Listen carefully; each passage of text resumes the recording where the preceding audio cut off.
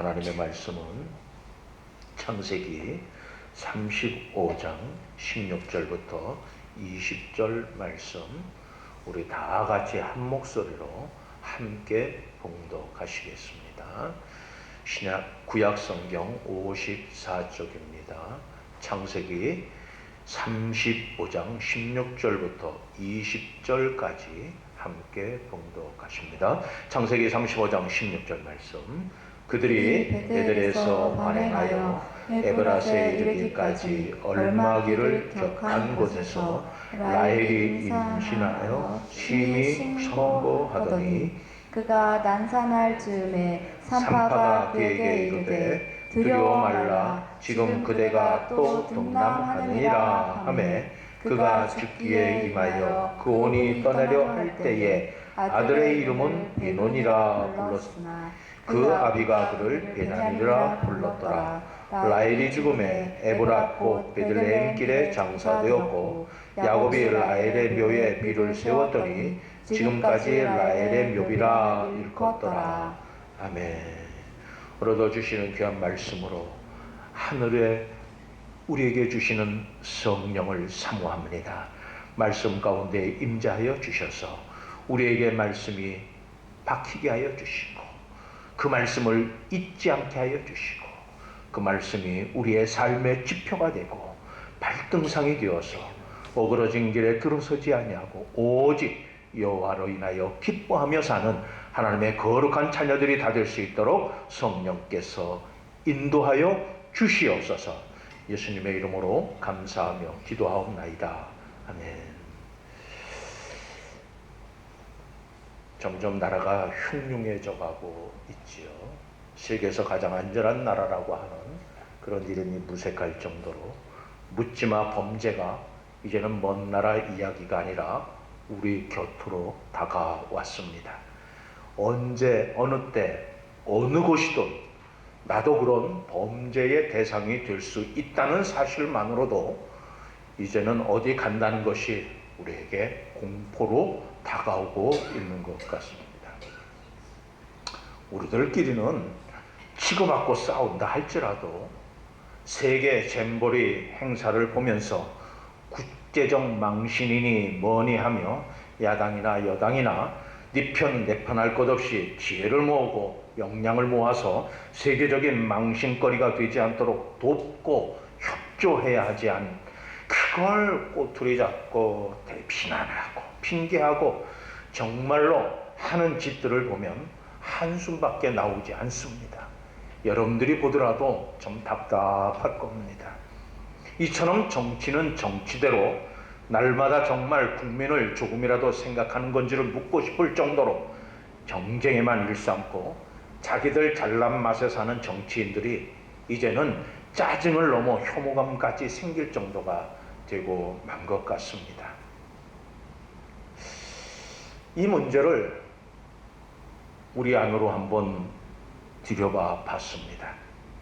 합병 후 지난 10여 년간 편안한 주일이 없을 손꼽을 정도로 살얼음을 걷는도 매우 조심스럽고 긴장의 연속이었던 것 같습니다. 고난이라고 말하기까지는 그렇지만 어쨌든 많은 우여곡절의 10여 년간이었던 것 같습니다.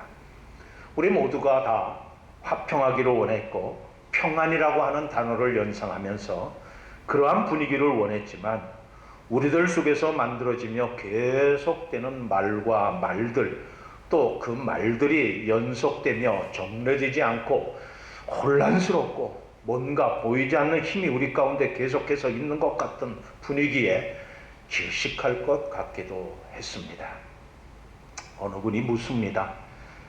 잔잔해져가는 마음에 왜 10여 년 전의 일을 왜 자꾸 들춰내느냐고요.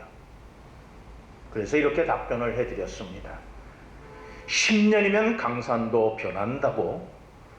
그런데 우리 교회는 10여 년 전이나 지금이나 별로 변한 것이 없고 오히려 마음은 더 굳어진 것 같다라고요.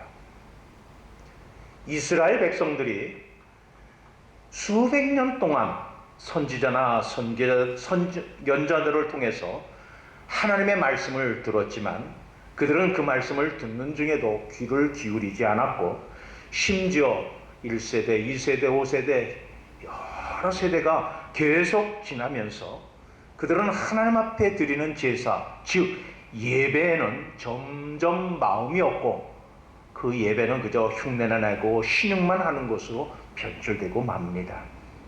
급기야는 하나님께서 그들에게 멸망을 선포하지만 그럴 리가 없다고 그들은 얘기를 합니다. 하나님께서 우리를 택해 주시고 인도해 주신 분이 우리를 버리겠느냐라고.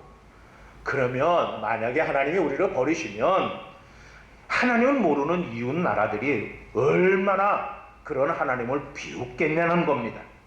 그러니 하나님이 망신스러워서라도 망하게 하는 일은 없을 거라고. 우리 속담에 이런 말이 있죠. 제사에는 마음이 없고 제밥에만 마음이 있다라는 말이 있습니다. 우리들 역시 그렇지 않은가 한번 뒤돌아봐야 할 겁니다. 하나님 앞에 예배하는 것에는 관심이 없고 혹시 제밥에 내가 뭔가 잘 먹고 잘 살고 잘 되고 내가 교회에서 이렇게 했는데 하는 자기 자랑들이 앞서고 있는지, 내가 이 교회를 지킨 사람이야 라고 하는 잘못된 자부심이 가득 차야 있지는 않은지 뒤돌아봐야만 할 겁니다. 왜 우리에게 이러한 짜증나는 일들이 계속되어질까? 과연 이러한 갈등과 힘겨루기가 언제까지 계속되어질 것인가? 마치 안개 속을 거니는 것처럼 불투명하기까지만 합니다. 그렇다면 과연 성경이 제시하고 있는 고난이 주는 의미는 무엇이고, 우리가 이런 가운데 살아가는 삶 속의 신앙생활은 무엇이 진짜일까? 그리고 계속 이렇게 행동하는 것이 맞을까 궁금합니다. 성경은 고난은 축복의 기회다라고 말씀하고 있는데 우리는 그 사실을 하도 많이 들어서 머리는 잘 알고 있는데 문제는 막상 그 고난의 과정을 이겨내기가 그렇게 쉽지 않더라는 겁니다. 그래서 그러한 것들이 바로 우리에게 문제라는 것이지요.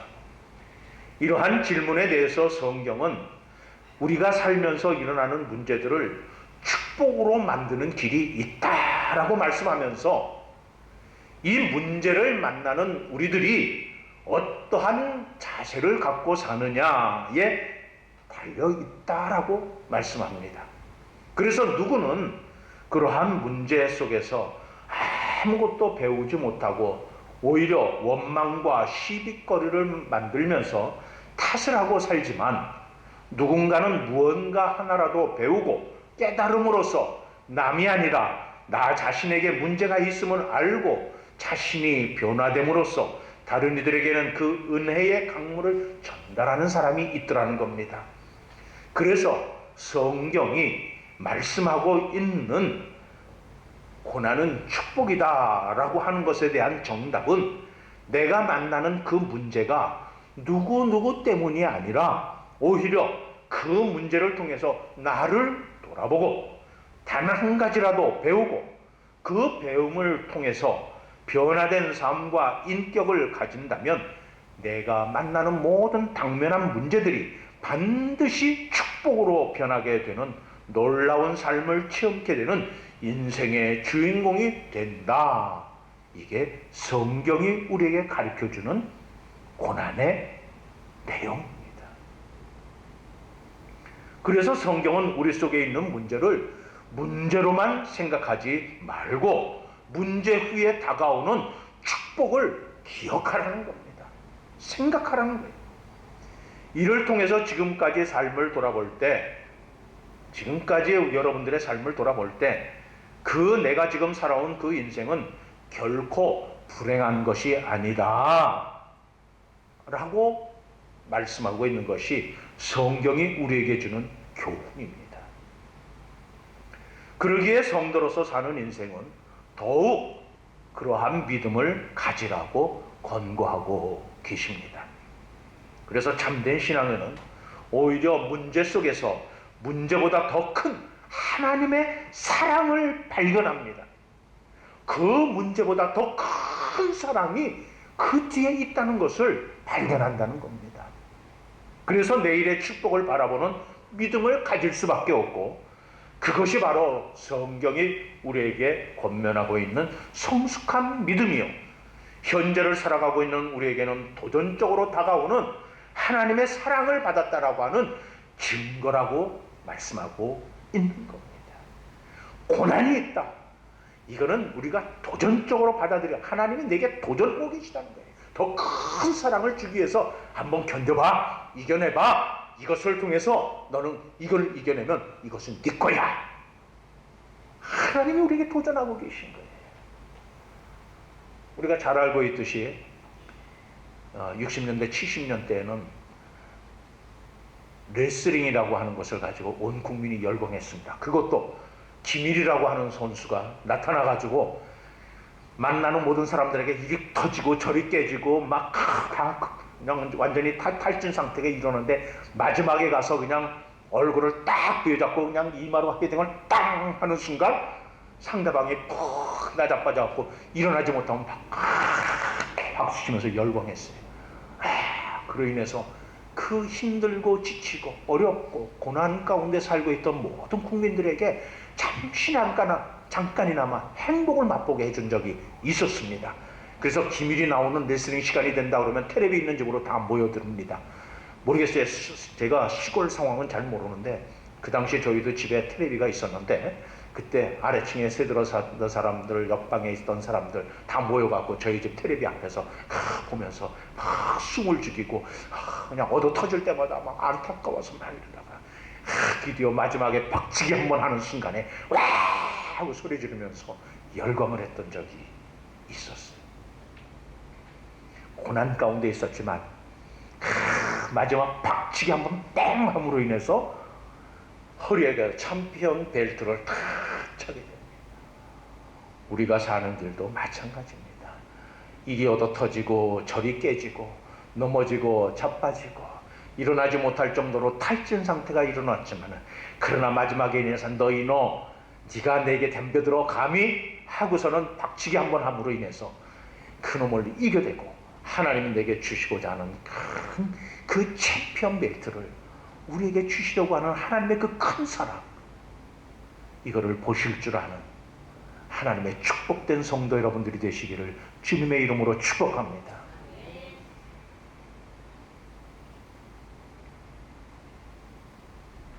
이 세상에 불행한 순간만 살았던 사람도 없고요, 행복한 순간만 살았던 사람도 없습니다. 얼마 전에 일어났던 신림동 묻지마 살인사건의 그 친구가 열심히 죽어라 해봤는데 나아지는 게 하나도 없어요. 그래서 다른 사람들이 행복하고 다른 사람들이 좋아해서 저렇게 희희낙낙하고 걷는 것을 보면서 너도 불행해봐라, 그래서 칼그림을 했다라고 얘기합니다. 조금 더 참고 조금 더 인내하고 조금 더 저 너머에는 뭔가 나를 기다리는 행복이 있을 거야 라고 하는 이러한 역경의 고난의 과정을 좀 더 참고 인내했더라면 얼마나 좋을까라는 생각을 해보기도 합니다. 모든 사람에게는 행복한 순간과 불행한 순간이 공존합니다. 같이 있다는 겁니다. 그런 상황에서 어떤 분은 과거의 힘든 기억으로 인해서 항상 불행한 날을 선택합니다. 해봤자 소용없더라. 해봤자 소용없더라 라고 하는 겁니다. 우리 교회도 언젠가 저한테 그런 말을 전하신 분이 계셔요. 교회에서 열심히 해봤자 소용없어요. 아무도 안 알아주니까요. 교회가 누가 알아주려고 헌신하고 봉사하고 신앙생활하는 것은 아닐진데, 우리는 잘못된 인식을 갖고 있는데 그것이 내 잘못이라는 인식은 없고, 해봤자 소용없다라고 하는 이러한 탄식의 소리, 잘못된 과거의 불행을 자꾸 더 이어가겠다라고 하는 잘못된 선택을 하고 있더라는 겁니다. 그런 인생은 병이 들 수밖에 없고 상처받았던 일만 기억날 수밖에 없습니다. 반면에 어떤 분은 과거의 기억에서 항상 행복한 날을 선택할 수 있었던 것은 바로 하나님의 넘치는 은혜를 받았던 때로 생각하고 기억하고 그때 그 하나님의 내게 큰 주어졌던 은혜였댔어. 뒤돌아보니까 그건 바로 하나님이 손길이 나와 함께했던 순간들이었댔어. 이 행복한 때를 기억하는 사람은 항상 내 앞에 다가오는 힘들고 어려울 때 이것은 바로 하나님이 내게 더 큰 축복. 그래서 이놈과 이 나를 괴롭게 하는 이 고통스러운 것과 박치기 한번 팍 해가지고 쓰러뜨리고 하나님이 주시는 챔피언 벨트를 받도록 하나님이 주신 은혜야. 그 사람은 항상 어떤 순간이 와도 기쁨으로 맞이할 수 있다는 겁니다. 그래서 어려울 때 발견되어지는 하나님의 은혜는 더욱 값질 수밖에 없습니다. 그런 믿음이 바로 우리 그리스도인이 가져야 할 올바른 믿음이다 라고 성경은 말씀하고 계십니다. 그런데 당면한 숙제가 있어요. 그거를 잘 알고 있는데, 그는 너무나 잘 알고 있는데 당면한 숙제는 이 축복에 이르는 이 박치기 한번 할 수 있는 그 기회를 만들기 위해서 그 가는 과정이 우리가 어떻게 할 것이냐는 겁니다. 여러분들 다이아몬드라고 하는 것이 굉장히 좋다는 거 다 압니다. 여러분들 중엔 생전가도 지금까지 다이아몬드 반지 한 번도 안 껴봤던 사람이 많을 것 같아요. 가짜 다이아몬드는 많이 껴봤죠? 뭐 스브라고 얘기하나요? 뭐 그런 다이아몬드 뭐 이렇게 하는데, 저도 우리 집사람 손에 아직 다이아몬드 반지 마음 같아서는 한 10kg짜리 한번 끼워주고 싶은데 마음은 원이로되 육신이 이걸 따라가지를 못해서 저도 늘 안타깝습니다. 어쨌든 다이아 반지를 한 번도 껴보지 못했어요. 근데 그 다이아몬드를 왜 그렇게 비싸고 값진 것인가 라고 하는 겁니다. 원석을 가지고 그 원석을 깎아내기 시작한답니다. 다듬는다는 거죠. 그래서 5번 깎은 것과 10번 깎은 것, 엄청난 차이가 있다라고 얘기합니다. 이처럼 몇 번 깎느냐에 따라서 빛깔도 가치도 가격도 달라진다고 합니다. 마찬가지로 우리가 겪는 이 고통의 과정에 이 연단을 당하면 당할수록, 고생을 겪으면 겪을수록 하나님께서 더욱 큰 능력과 마음의 넉넉한 은혜를 베풀어 주셔서 더 큰 일을 감당하게 하시고 더 큰 축복을 주겠다는 것이 성경이 우리에게 증거해주고 있습니다. 오늘 본문에서 야곱이 사랑했던 둘째 아내 라헬, 그만 베냐민을 낳으면서 죽는 장면이 나오고 있습니다.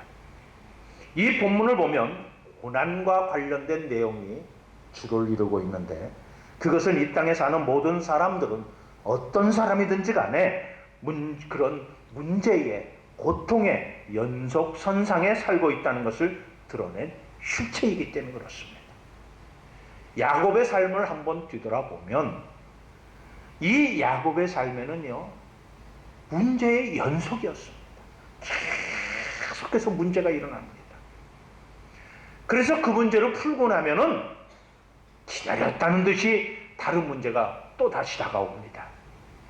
약복강에서 걱정거리였던 형 에서와의 극적인 화해로 이제 걱정거리가 해소되었는가 보다 하고 인생의 행복이 깃들기를 기대했는데, 그만 얼마 후에 세겜에서 딸 디나가 성폭행을 당하게 됩니다. 이에 세겜 족속들을 나가서 죽인 후에 그 가나안 족속들이 무서워서 황급히 세겜에 탈출해서 베델로 가게 됩니다. 그리고 이제 베델에서 이제 식구들과 함께 여유있게 행복한 시간을 보낼 것을 꿈을 꿨는데, 얼마 후에 그 가장 사랑하던 아내의 죽는 모습을 지켜보게 된 겁니다. 성경은 이것이 바로 인생길이다 라고 말씀하고 있습니다. 또한 우리들도 별다를 것 없이 이처럼 그러한 길을, 그러한 삶을 살 수밖에 없다라고 하는 것이죠. 이처럼 믿음이 아무리 좋은 사람이라 할지라도 그 사람에게도 문제는 계속 일어나고 멈출 수 없는 긴장과 스트레스가 계속 되어진다는 것입니다. 그러나 믿는 자라면, 우리가 예수쟁이라면 정말 나 교회 다니는 사람이야 라고 하는 확신이 있다면 생각을 조금만 바꾸어서 하나님을 바라보게 되면 문제가 스트레스가 있는 삶이 오히려 축복된 삶이라는 것을 알게 된다는 겁니다. 바로 그런 축복을 주시려고 하나님께서는 우리에게 적절한 긴장과 스트레스, 기도 제목을 허락하고 계시다는 거지요. 오늘 본문에서 라헬이 베냐민을 낳을 때 심히 산고를 하고 있는데 산파가 라헬에게 말합니다. 두려워 말라. 지금 그대가 또 등남하느니라. 아들을 얻기 위해서 지금 엄청난 진통에 그 산고의 고통을 느끼고 있는데 이 산모가 하는 말이 이 산파가 하는 말이 등남한다. 야, 아들을 또 얻게 될 것이야. 큰 축복을 받게 될 것이야 라고 말하고 있다는 겁니다. 축복이 있기 전에 꼭 산고가 따른다는 것을 의미하기도 합니다. 베냐민은 야곱의 12번째 막내 아들이지요.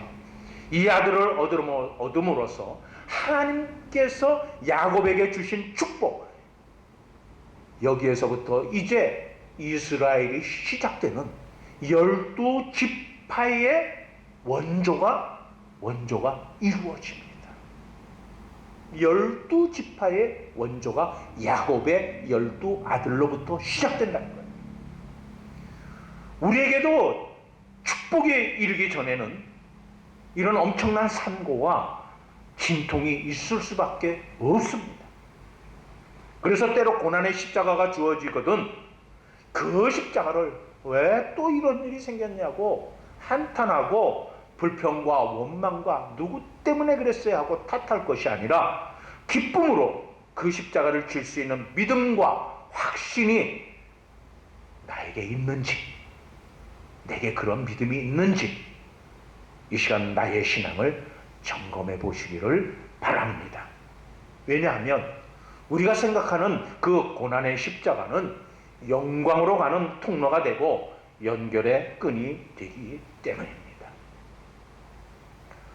방송실에 있는 다음 주부터는 설교가 시작되면은 일로 와서 같이 설교를 들었어요. 지금 이렇게 나와셔서 교인 속으로 와서 같이 듣기 바랍니다.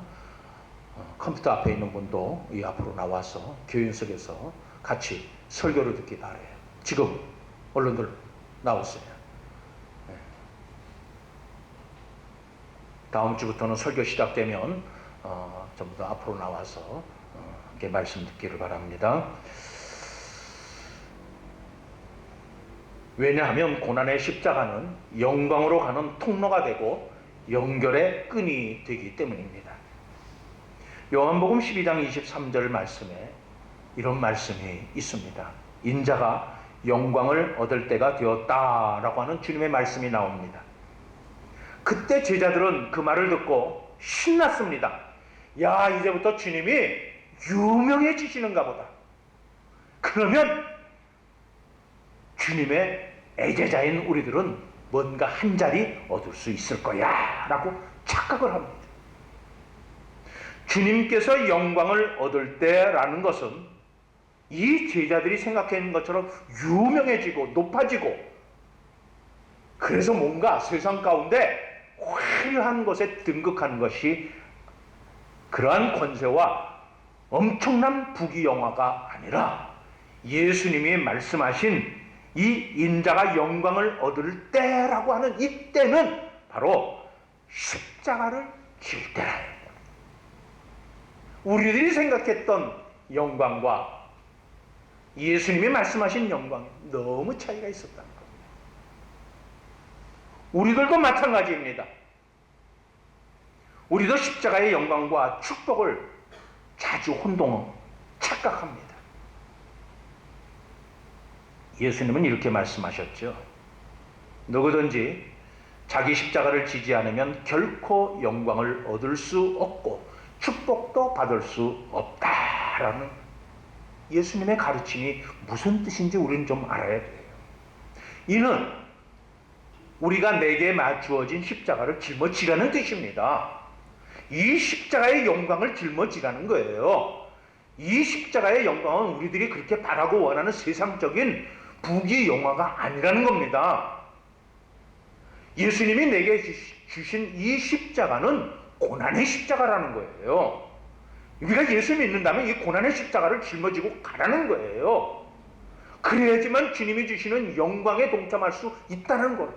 근데 우리는 이거를 이 제자들처럼 뭔가 화려하고 뭔가 권세가 있고 부귀영화를 우리는 자꾸 꿈꾸며 여기까지 왔다는 겁니다.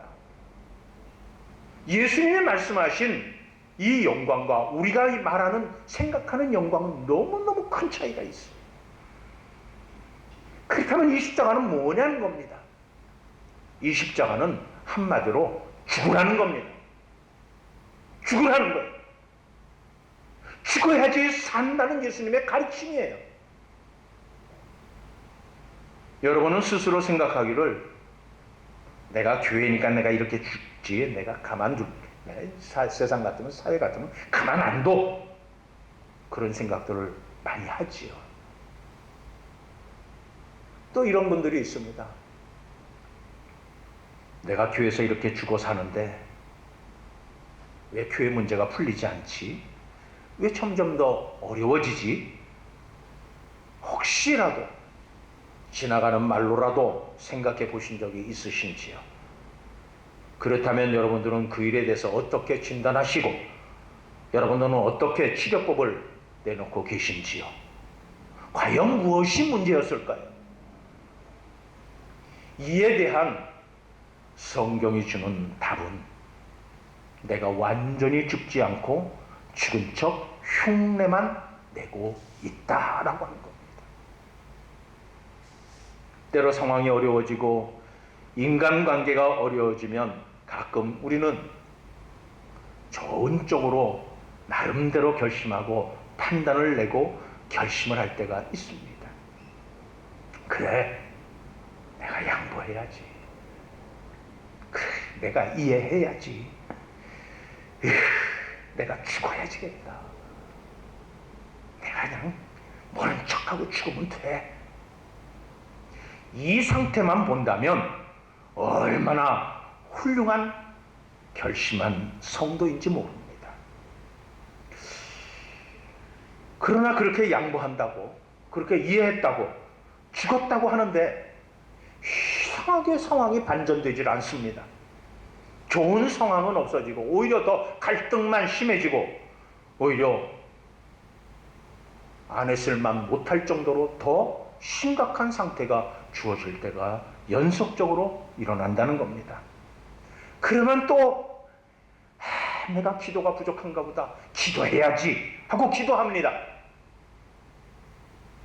그런데 이런 기도를 해요.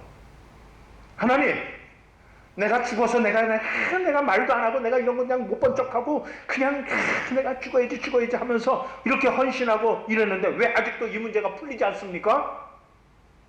여기서 그치면 그나마 그래도 괜찮은데 이렇게 나옵니다. 어떻게 그럴 수 있을까요? 왜 목사님은 저런지 모르겠어요. 왜 장로는 저래요? 왜 어느 권사는 이렇고 저는 잘 집사는 이런지 모르겠어요. 내가 얼마나 참았는데 저렇게 할 수가 있습니까? 여러분, 이러한 분에게는 문제가 뭘까요? 죽었다는 것은 자기 생각이지 그는 자기 십자가를 짊어진 사람이 아니에요. 그건 자기 생각만이지. 그리고 마치 그런 모든 문제가 나는 죽었으니까 나는 하나님 앞에 순종했는데 저 죽지 아니한 저 목사, 장로, 권사, 집사 저 사람들이 문제야. 이 저들 때문에 하나님이 해결을 안 해주시는 것 같다 라고 착각을 하고 방자하기실에 하나님께 묻고 따집니다.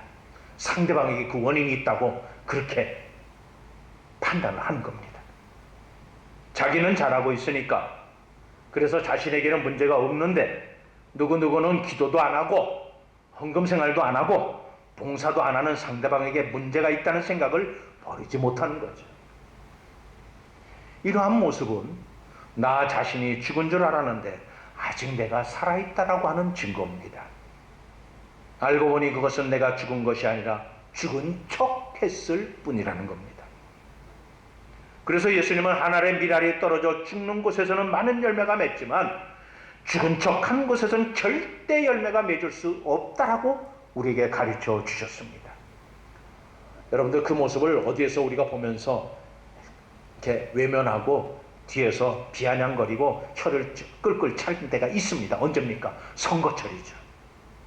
선거철만 되면 이 부부자들은 시장이고 동네고 만나는 사람마다 이런 사거리 길목에 서서 허리를 그냥 90도 각도로 누가 인사하라고 그러는데 인사하라고 그러는 사람 아무도 없어요. 비고 뭐 마치 다 자기는 내려오는 처럼 막 주민들을 위하고 주민들을 위해서 헌신하겠다는 듯이 그렇게 합니다. 근데 선거가 끝나고 당선이 되고 나면 어느새 그들의 허리는 꼿꼿해지고 목은 기부스러운 것처럼 뻣뻣합니다. 무슨 말입니까? 허리를 굽히고 머리를 조아린다고 죽은 것이 아니라 죽은 척 유권자들에게 했다는 겁니다.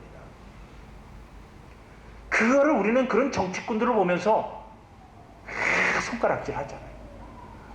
그런데 우리가 주님 앞에 그렇게 하고 있다. 주님 앞에 죽은 척, 성도들 앞에 죽은 척 했는데 죽는 것이 아니라 그런 정치꾼들처럼 우리들도 그런 신앙꾼이 되어 있다. 죽은 모습은 없고 스스로 나 스스로 죽었다라고 착각하며 살고 있다는 겁니다.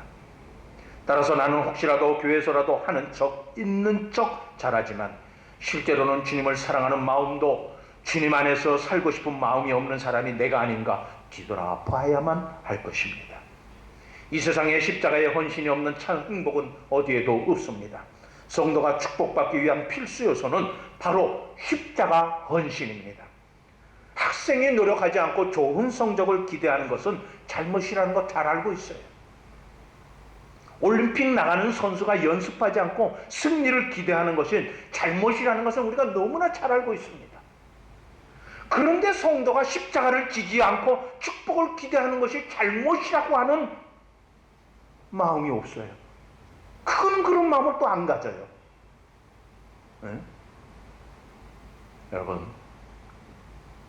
내게 있는 십자가를 피하지 마시기를 바랍니다. 그러면 축복도 나를 피해갑니다. 내 앞에 십자가가 있다면 기꺼이 그 십자가를 지시기 바랍니다. 그러면 하나님께서도 기꺼이 우리에게 축복을 내려주실 것입니다. 하나님 나라의 지경을 넓히는 일에 어떤 필요에 감동이 되어진다면 하나님이 이 필요를 나로 하여금 생각나게 하여 주시니 감사합니다.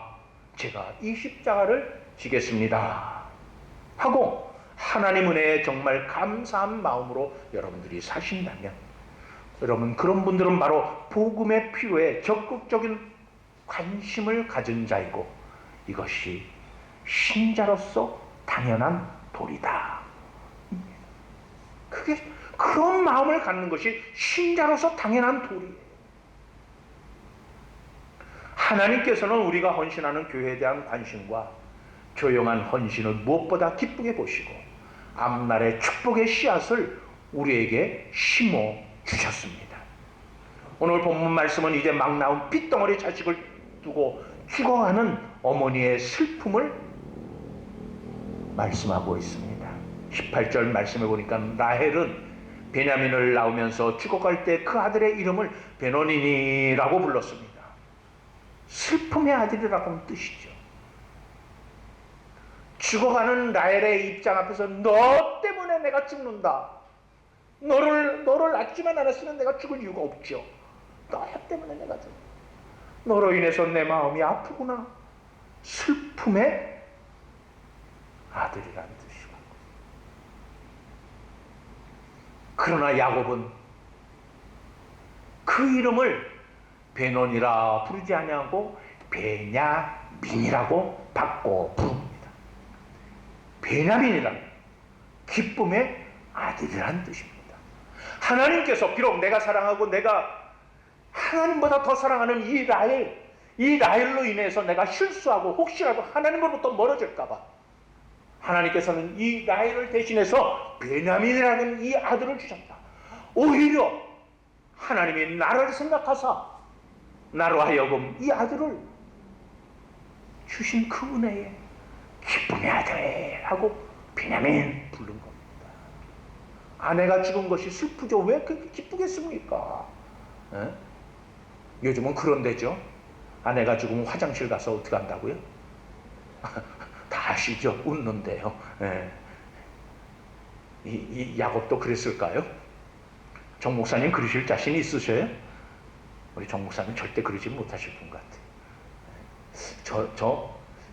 저는 저 자신 잘 모를 것 같아요. 우리 사람이 항상 다음에 태어나면 나하고 결혼할 거냐면 절대로 안 한다 그러니까는 웃어야 될지 울어야 될지 저도 잘 모르요.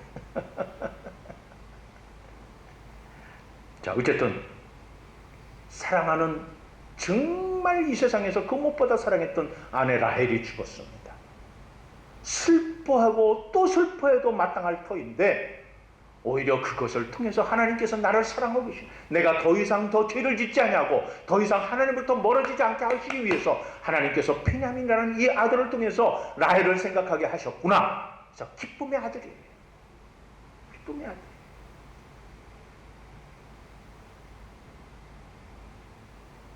이처럼 극한 슬픔 중에서도 기쁨을 말할 줄 아는 사람이 성경이 말씀하고 있는 바른 믿음을 가진 사람입니다. 그리고 이 장면은 우리에게 다시 한번 말의 중요성을 깨우쳐 주고 있습니다. 만약 그 라헬을 너무 사랑해서 그 라헬을 생각하는 마음에 그래도 아내가 마지막으로 남겨두고 간 이 자식의 이름을 지어줬는데 내가 이걸 어떻게 못 받고 그래서 그냥 베노니라고 계속 불렀더라면은 그 자식이 앞으로 어떻게 됐을까요? 기쁨의 자식이 되었을까요? 그 자식은 계속해서 슬픔의 자식입니다. 그놈만 생각하면 슬퍼 죽겠는 거예요. 그놈만 생각하면 베노니죠. 베노니만 보면 속상한 게 너 때문에 엄마가 죽었어. 그런데 불행하다고 생각하지 아니하고 그 불행한 삶이 나를 휘감게 될까봐 그는 왜 아내를 데려갔을까에 대한 하나님의 마음을 그는 기억할 수 있었던 그 은혜가 여러분들에게도 임하기를 주님의 이름으로 축복합니다. 하나님의 뜻이 뭘까? 고민해 보시기 바랍니다. 말은 생각에 영향을 미치고 삶에 영향을 미치고 인격에 영향을 미칩니다. 말은 나를 드러내 보여주고 나를 만들어 갑니다. 그러므로 말을 긍정적으로 말하고 특히 믿는 자는 어떠한 말을 어떠한 생각을 가지고 말을 해야 될까에 대해서 조심해야 돼요. 우리가 잘 아는 파스칼이라고 하는 아주 유명한 철학자가 있죠. 그는 이렇게 얘기를 했습니다. 인간은 생각하는 갈대다. 이미 초등학교 때 다 들었던 얘기예요. 그죠?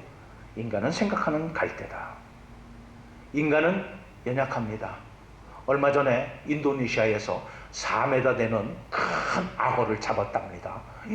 이놈의 악어가 얼마나 뚱뚱한지 되게 감나가는 악어 잡았다 하고서는 이 악어를 잡은 사람이 배를 쫙 갈랐더니 사흘 전에 실종된 사람이 그 뱃속에 들어가 있더래요. 잡혀먹은 거예요. 인간은 연약합니다. 쥐를 보고서도 바싹 놀라가지고 막 소리 지르는 게 누굽니까? 우리 박춘자 권사님이셔요.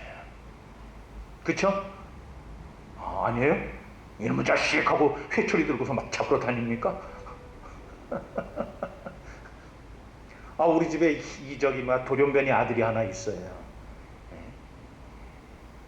이 거미만 봐도 엄마 소리 지르는, 나이가 장가가 갔는데도 불구하고 지금 이 거미만 봐도 화들짝 놀래가지고 그러는 아들이 있어요.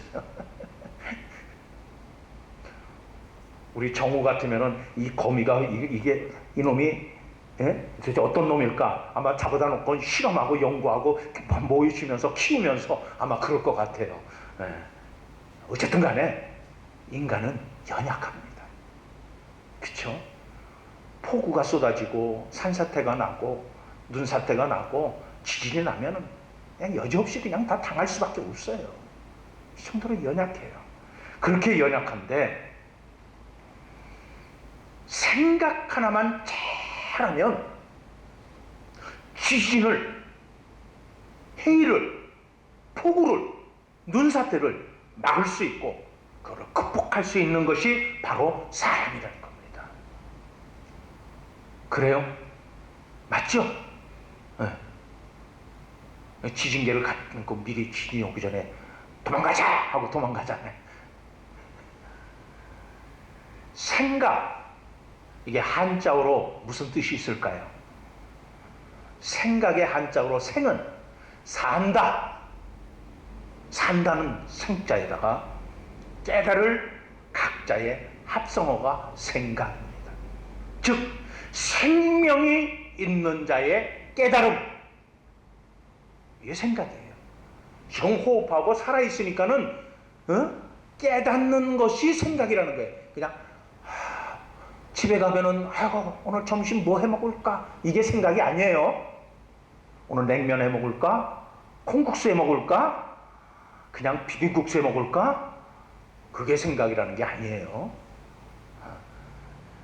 생명이 있는 자의 깨달음. 아, 요거구나. 이거였구나. 그렇구나. 깨닫는 거. 이게 생각이에요. 그러면 믿는 자로서 우리가 어떤 생각을 하며 사느냐 하는 것이 내가 살고 있는 내 삶의 내용이 될 수밖에 없고 내 삶의 질을 만들어갈 수밖에 없다는 겁니다. 그러므로 지금부터 말과 생각을 내가 뱉고 싶은 대로 내가 생각나는 대로 그냥 막 하는 그런 사람이 아니라 하나님이라면, 예수님이라면 지금 여기서 이런 상태에서 뭐라고 말씀하실까? 한번 하나님의 언어로 바꾸어 말하는 사람들이 바로 예수쟁이들이에요. 바로 그런 분들이 여러분들이 되시기를 주님의 이름으로 축복합니다. 하나님의 언어로 말씀하세요. 하나님이 주시는 은혜로 말씀하세요. 하나님이 주시는 그 말씀의 뜻으로 말들을 하세요. 생각을 하시고. 그래서 우리가 인생길에서 만나는 문제는 나쁜 게 아닙니다. 참 신앙인은 오히려 문제 속에서 진리를 얻어냅니다. 지금부터 그래서 이러한 고난이 아니고 걱정거리가 아니고 어렵고 고통스러운 것이 아닌 오히려 하나님의 사랑이 숨겨져 있는 수수께끼구나 라고 생각한다면 아이들에게 수학 문제를 내고 이거 풀어라 그러면은 뻔히 있다가 머리 아파 그러고 골치 아파해요. 그쵸? 네. 그런데 수수께끼 그러면 어떡합니까? 너도 나도 할 것 없이 막 풀라고 달려들어요. 자, 지금부터 여러분들의 인생에서 만나는 모든 고난과 역경과 문제들은 하나님이 우리에게 내신 수수께끼예요. 수수께끼. 그 수수께끼를 풀라고 주신 거예요. 애들이 수수께끼 푸는데 바로바로 답이 탁탁 나옵니까? 머리를 쥐어짜죠. 이게 뭐지? 그게 있었는데 막 고민하고 그냥 머리를 별의별 생각을 다 해가면서 그 답을 찾아가려고 애를 써요. 네, 이처럼 여러분들도 하나님이 내신 고난의 수수께끼를 푸는 지혜로운 분들이 되기를 주님의 이름으로 축복합니다. 신나게 풀어가면서 그래서 그 길을 주님과 함께 걸어보시기 바랍니다. 그러면 성경 속에 감추인 수많은 인생의 진리를 깨닫게 될 것입니다. 그러기에 문제가 있다고 고난이 다가오고 폭풍 속에 있다고 무인도에 홀로 있다 할지라도 우리가 하나님을 믿는 이 믿음이 확실하다면 낙심하지 않는다는 겁니다. 야곱은 가장 사랑했던 라헬이 죽는 상황에서도 오히려 기쁨을 노래하며 살겠다고 작정했습니다. 그렇다면 구원과 천국의 소망이 더욱 확실한 우리의 신약을 살아가는 성도들도 어떤 고난 속에서도 기쁨을 노래하는 자가 되어야 되지 않을까요? 그러한 삶을 살려면 내 앞에 엄청난 고난이 올 때마다 기억해야 할 사실이 있습니다. 고난과 문제 앞에 잊지 마시고 기억해야 될 것은 예수님도 고난을 당하셨다는 거예요. 예수님도 고난 당하셨다는 거 잊으면 안 돼요. 고난 중에 있다. 힘들고 어려운 문제를 몽착했다. 그럴 때일수록 기억해야 되는 것은 하나님이 저 멀리 계신 분이 아니라 내 옆에 와 계시구나. 왜? 여러분들이 자녀들이 병들고 아프고 열나고 그러면 어떻게 됩니까? 니네 방에 가서 자 그럽니까? 그 곁에서 밤을 새웁니까? 춘자 권사님, 그거 어떻게든지 밤새 어떻게 될까봐 그 옆에 잠자리 지키죠. 내가 힘들고 어렵고 고난과 고통과 문제 속에 있을 때 하나님이 내 곁에 그렇게 계시다는 사실이에요. 나를 떠나지 않고 오히려 내 옆에 계셔서 나를 붙잡아 주시고 하나님이 그 문제를 잘 고난을 이겨내라고 격려해 주신다는 사실이에요. 그래서 고난 중에 오히려 하나님이 더 가까이 하시니까는 신나는 일 아닙니까? 세 번째로, 고난을 통해서 더욱 성숙해지고 강해진다는 사실입니다. 우리는 그 인생에 아이들을, 자녀들을 기르면서 이런 지혜는 있습니다. 아이들이 아프고 나면 뭐 해지더라? 영악해진다, 똑똑해진다라고 얘기해요. 그렇죠? 아이들이 아프고 나면 똑똑해져요. 그리고 그 다음에는 그 병을 앓을 때, 전 처음 앓을 때처럼 막 힘들고 열나고 막 부모의 마음 애간장을 녹이게 그렇게 아프지 않아요. 그 다음부터는 웬만하면 약 먹고 자 그러면 나 그죠? 그렇게. 그러니까 고난이라고 하는 것은 더 우리를 성숙하게 만들고 강해지게 만든다라고 하는 겁니다. 자, 그러면 젊어서 고생은 사서도 한다라고 했는데, 그걸 믿는 자는 우리는 내게 주어진 그 십자가는 어떻게 받아야 될까요? 그러면 십자가가 뭔지부터 알아야 되겠죠. 십자가가 뭡니까? 제일 쉬운 것으로 여러분들에게 설명을 드린다면은, 내가 구원받은 의인으로서, 구원받은 죄인이 아닙니다. 구원받은 의인으로서 의인답게 사는 것을 말합니다.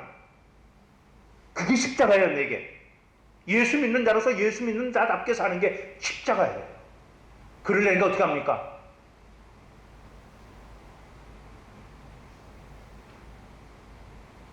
십자가 한다니까 져야 될 게 너무 많아요. 얼마 전에 물건을 사러 한번 어느 가게를 갔어요. 얼마나 뻣뻣하고 얼마나 말하는 게 시건방지고 그런지 모르는데, 이렇게 보니까 달력이 붙어 있는데 어느 교회, 감리교회 달력이 붙어 있어요. 그래서 교회 다니시는가 봐요. 집사님이신가 보죠. 장로님이세요? 그랬더니 그 다음부터는 맥히주가 돼갖고, 예, 저도 교회 다닙니다. 집사님이셔요? 예, 장로 계신가 봐요. 저는 감리교라서 저는 권사라고 합니다. 그 다음부터는 순한 양이 돼버렸어요. 처음부터 예수 믿는 자로 그렇게 살더라면은 오는 손님한테 친절하게 할 것이고, 그 사람이 좀 힘들게 하더라도 짜증내지 않냐고 잘 됐을 텐데. 그래서 우리가 예수 믿는다는 게 십자가예요. 예수 믿는 구원받은 자답게 사는 게 십자가예요. 이 십자가를 우리는 안 지겠다는 거예요. 야, 네가 이렇게 똑똑해? 너 잘났으면 나하고 한번 붙어보자. 야, 언젠가 그 인터넷에 떠온 기사 중에 이런 기사가 있습니다.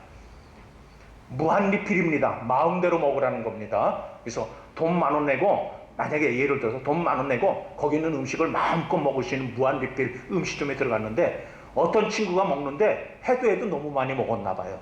주인이 와가지고는, 야, 그만 먹어. 너 돈 줄 테니까 그냥 나가. 내쫓았다는 거예요. 그게 인터넷에 올라왔어요. 딴 사람은 먹어도 그 낸 돈 그 안에서 먹는데, 이 친구는 그걸 오바 이렇게 넘어간 모양이에요.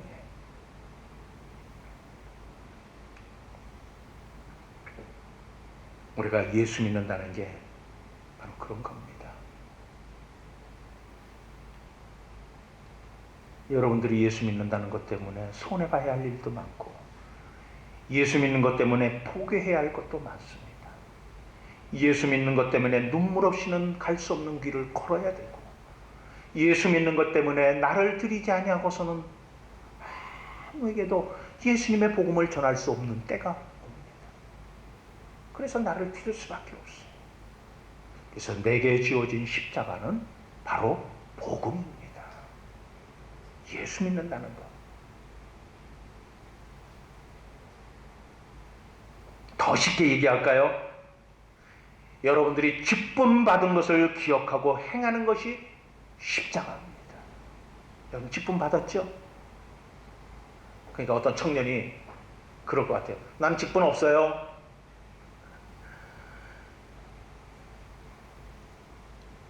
집사는 집사답게, 권사는 권사답게, 장로는 장로답게, 목사는 목사답게, 회장은 회장답게, 임원은 임원답게. 로마서 5장 3절에서 4절 말씀해 보면은 다만 이뿐만 아니라 우리가 환난 중에도 즐거워하나니 이는 환난은 인내를, 인내는 연단을, 연단은 소망을 이룬 줄 알미로다. 환난은 인내, 인내는 연단을 낳는다고 했습니다. 연단을 헬라어로 도키메라고 합니다. 도키메. 그 뜻은 성품, 사람의 됨됨이를 의미합니다. 쉽게 얘기해서 이겁니다. 우리가 예수 믿는다고 그러니까는요, 옆에 사람이 한 대 탁 칩니다. 뭐야? 그래, 내가 예수 믿으니까 참는다. 또 한 대 팍! 하지마. 팍! 하지마라니까. 못 참아요. 그죠? 연단하는 게 이겁니다. 한 대 맞아도 예, 두 대 맞아도 예. 누가 그러셨습니까? 예수님이 그러셨어요. 예수님. 그래서 연단이라는 뜻은 이 사람의 됨됨이, 성품을 의미합니다. 그래서 우리가 힘들고 어렵고 고통스럽고 내게 어떤 해가 오고 내가 무슨 억울한 일을 당했을 때 내가 그걸 어떻게 해결하고 있는가? 교회에서도 몸만 있으면 빨끈하고 화를 내고 막 하는 사람이 있는가 반면 어떤 사람은 그래도 끝까지 참고 견디고 끝까지 하나님 앞에 엎드려 기도하는 사람이 있어. 연단의 과정을 겪는 사람.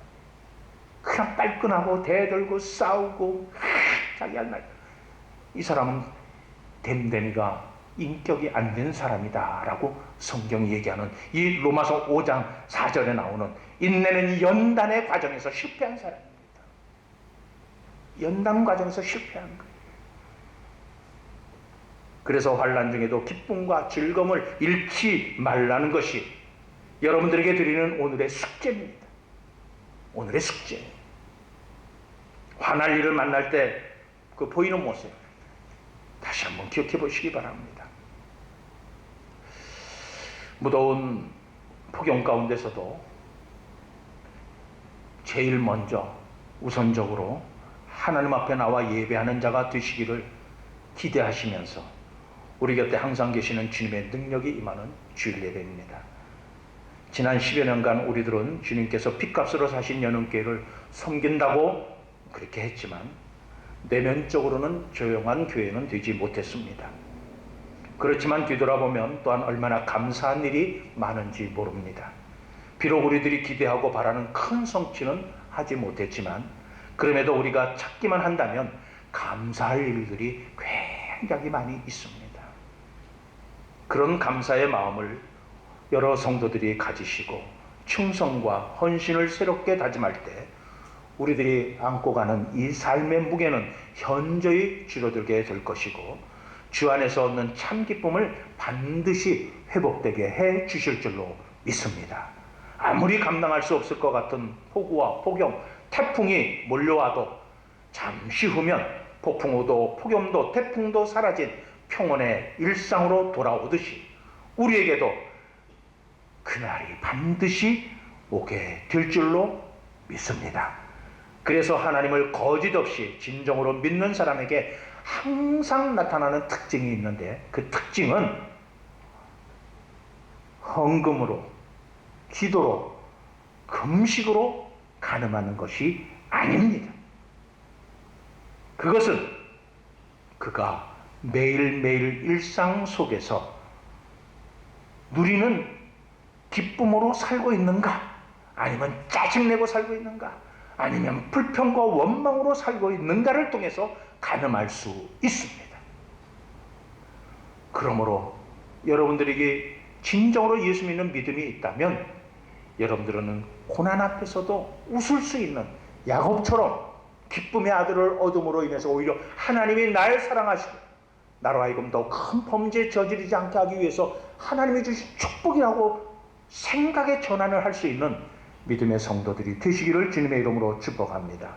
우리가 마음이 하나 되고 그래서 주께서 주신 사명을 깨닫고 서로 신뢰하고 주의 일을 그렇게 우리가 열성으로 한다면 폭염은 곧 사라질 것이고 신선한 바람을 불면서 하늘이 맑고 쾌청한 날이 이르듯이 우리들이 모여서 기도하고 말씀을 상고하며 주께서 우리 가운데 계심을 감사하며 기도한다면 우리에게도 그러한 때 그날을 속히 우리 가운데 반드시 회복해 주실 줄로 믿습니다. 이제는 우리가 겪은 지난 10여 년간의 고통과 번뇌는 우리 연흥교회를 사랑하시는 하나님이 더 큰 축복의 날을 주시기 위한 연단의 과정으로 주신 신앙의 훈련으로 보시고 잘 견뎌내시고 오히려 이전보다 더 믿고 항상 믿음 안에서 넘치는 기쁨으로 세상을 이기었노라의 주님의 그 음성이 우리들의 고백이 되시는 승리의 노래로 참 능력의 주를 날마다 만나시는 복되신 성도 여러분들이 다 되어주시기를 주 예수 그리스도의 이름으로 선포하며 축복합니다. 기도하시겠습니다. 연약한 우리지만 오늘도 하나님의 언어로 우리의 생각을 만들어 주시고 하늘의 언어로 우리의 삶을 이어나갈 수 있도록 복을 주시니 그 믿음 안에서 승리의 삶을 살아가는 거룩한 성도들이 될 수 있도록 우리의 생각과 우리의 뜻과 우리의 마음이 하나님과 합해질 수 있도록 성령이여 역사하여 주시옵소서. 예수님의 이름으로 감사하며 기도하옵나이다.